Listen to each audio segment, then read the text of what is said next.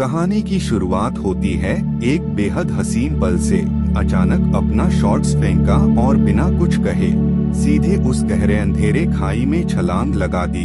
यह देखकर लड़का दंग रह गया। डर और बेचैनी के मारे उसने तुरंत अपना बैग फेंका, शर्ट उतारी, गहरी सांस ली और कूद पड़ा उसी खाई में जिसमें लड़की गई थी।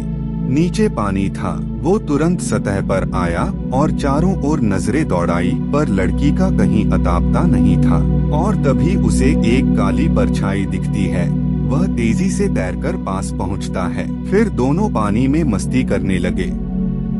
लेकिन उन्हें क्या पता था, आज की ये हंसी कल आंसुओं में बदलने वाली है। अगले दिन दोनों एक सेलिंग बोट में बैठकर समंदर की ओर निकल पड़े। पर तभी एक अजीब बात हुई। एक समुद्री पक्षी, उसे कुछ अनहोनी का अंदेशा हुआ।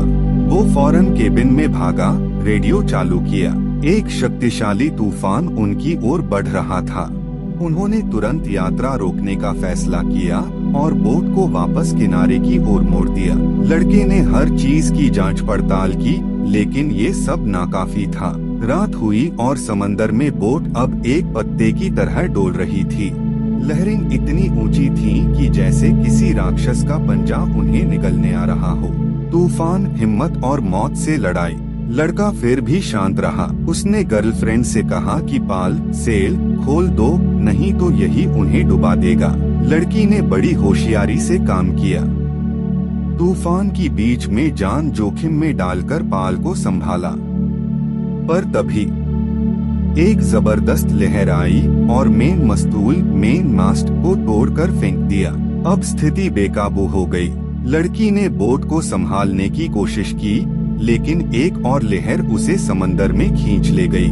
अच्छा हुआ लड़के ने वक्त रहते उसे पकड़ लिया। लहरें थमती नहीं थीं और तभी एक महाविनाशक लहर उठी जो सब कुछ निगल सकती थी। घबराहट के बाद जागना, अकेलेपन का एहसास। अगले सीन में लड़की की नींद खुलती है। चारों ओर पानी ही पानी। कमरा भीग चुका है, सब कुछ अस्त व्यस्त। उसे कुछ याद नहीं, पर जैसे ही बाहर निकलती है सन्न रह जाती है। केवल समंदर, न बोट का कोई और हिस्सा, न लड़का। उसे याद आता है हम तूफान में फंस गए थे। फिर भी हार नहीं मानती, दूरबीन उठाती है और चमत्कार, उसे एक धुंधली परछाई दिखती है। शायद वो उसका बॉयफ्रेंड है। उम्मीद और संघर्ष की दौड़। वो बोट चालू करना चाहती है पर इंजन फेल हो चुका है। डायरेक्शन व्हील जाम है।